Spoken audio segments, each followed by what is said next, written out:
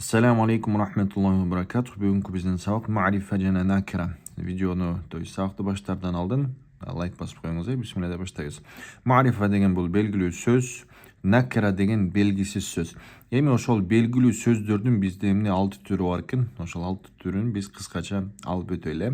Бисмилlah дейбиз. Алиф лам дейт. Бир сөздүн башында алиф лам көрө турган болсоңуз, аны сразу белгилүү бир сөз деп түшүнүңүз. Мисалы, ар-раджул деген белгилүү же болсо белгисизби, ма'рифа же накира десе сразу мен ма'рифа деп айтасыз. Эмнеге десе алиф лам бул белгилүүлүктүн тамгасы деп түшүнүңүз.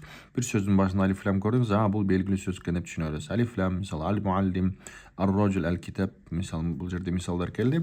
Кийинкиси алам. Алам деген бул энчилүү аттар. Мисалы Мухаммад, Зайд, Макка, Бишкек дейт. Ошол белгилүү эмне аттарды биз эмне дейт экенбиз? Алам деп коет экенбиз араб тилинде. Ошол бир нерсени жакшы түшүндүргөн, белгилүү бир нерсени түшүндүргөн сөздөрдүн баардыгы эмне дейт экенбиз?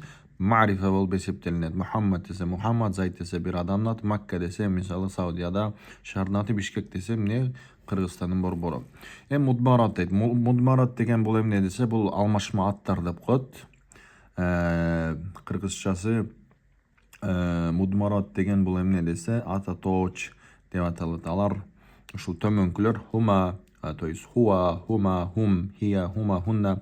Булар котормолор кандай десе ал, алакөө, алар, ал, алакөө, алар, бирок женский род. Анте сен, антума сенекөң, антум силер, анти сен, антума сенекөң, эмне антунна силер. Бул женский род. Ана нахну деген бул мужской женский родго кете берет. Ана мен, нахну деген биз деген. Асмаул ишара деген эмне десе, асмаул ишара деген бул шилтеме аты тооштор. Булар бир белгилүү нерсени көрсөткөн эмне сөздөр. Мисалы асмаул ишара هذا هذه ذلك تلك أولئك هؤلاء деген бизге эмне сөздөр бар араб тилинде белгилүү. Алар белгисиз нерсени ишара кыласыз мындай кылып, тиги бул депчи. Ошондо ошол ушул сөздөр ма'рифа болуп эсептелинет. Мисалы هذا رجل هذه امرأة. Бул ма'рифа, бул накира, бул ма'рифа, бул накира болуп келет.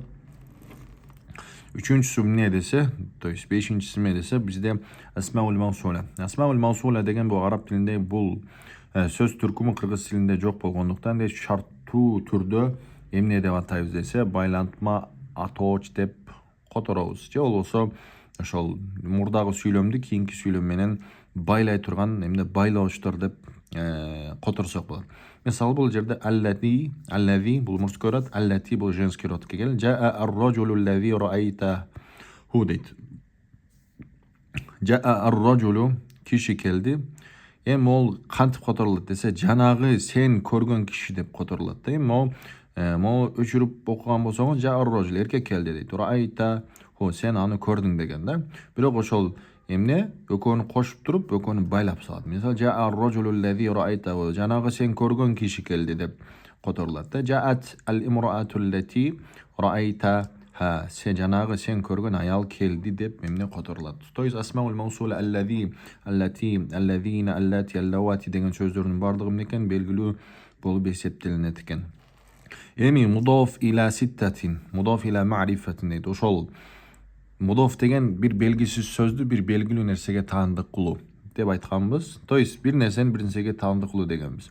Эми ошол белгисиз нерсени биз белгилүү нерсеге ошол үстүндөгү эмне 5 нерсе айтылды. Ошол 5өөнү таандык кыла турган болсок, ал автоматически эмне экен белгилүү сөз болуп эсептелип калат экен. Мисалы китап деген белгисиз сөз эле, китабур раджулу десек, эмне эркектин китеби десек, бул китап деген сөз белгиси эле белгилүү болуп калат. Каламу Мухаммадин көрдүңүз Мухаммад, калам деген өзү белгисиз сөз эле, бирок Мухаммадтын калеми десе, бул Мухаммадтыкы экен деп уже белгилүү болуп калат. Муаллим десеңиз, мугалим деген белгисиз сөз. То есть белгисиз мугалим, бирок мен эмне атам муаллимука, сенин мугалимиң десем, бул менин мугалимим экен деп эмне кыл уже белгисиз сөз белгилүү болуп кетти. Кыссату дейт.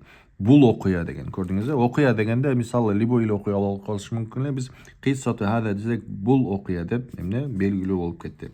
Валадул лази раайтаху. Валад деген сөз эмне белгисиз сөз эле. Валад десең любой эле бала болуп калышы мүмкүн да.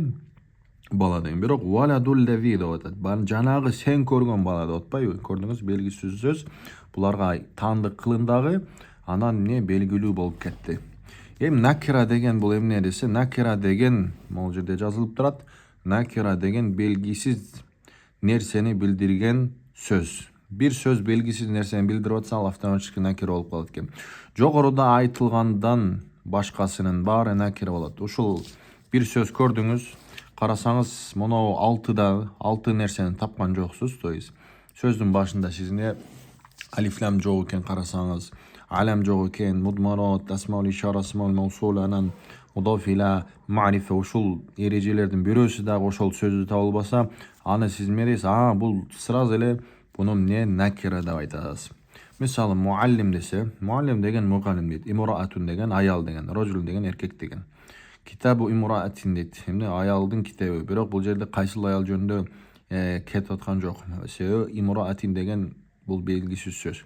Калам рожулен, эркектин калем. Бирок бул жерде алиф лам жок, көрдүңүз. Китабун десеңиз, эмне китеп деген. Көнөгүүгө маани беребиз. Муслима деген бул накир болот, себеби любой эле аял болуп калат. Нахн десек, биз десе бул ма'рифа, бакр десе бул алам болгондуктан бул эмне болуп калат? Буну биз ма'рифа дейбиз. Хадиги деген ма'рифа, Бухара десеңиз, эмне Ташкентте Бухара бар, то есть Өзбекстанда. Бухара деген эмне? Бул уже белгилүү сөз болуп калды. Эмнеге десе алам болгондугу үчүн. Rijалун десеңиз, эркектер деген. Эркектер деген бул накира. Хум десеңиз, алар.